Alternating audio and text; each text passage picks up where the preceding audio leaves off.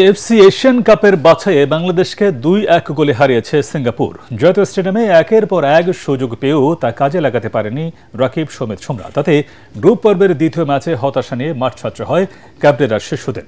Report করছেন SM Ashraf. Football কৌশল, পরিকল্পনা আর মনস্তত্ত্বের মিশেল।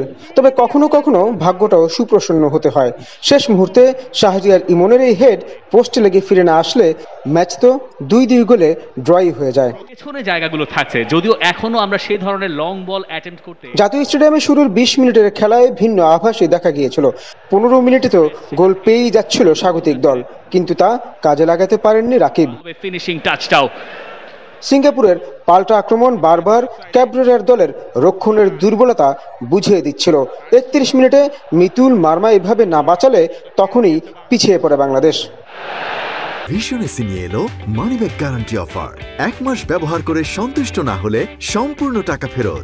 তবে সে যাত্রায় বেঁচে গেলেও প্রথমার্ধের শেষ মিনিটে সং উই ইয়ং এর গোলে এগিয়ে যায় সিঙ্গাপুর। ক্লিয়ার করতে পারেনি, গোলের সুযোগ সিঙ্গাপুর শেষ পর্যন্ত এই ন্যাশনাল স্টেডিয়ামে।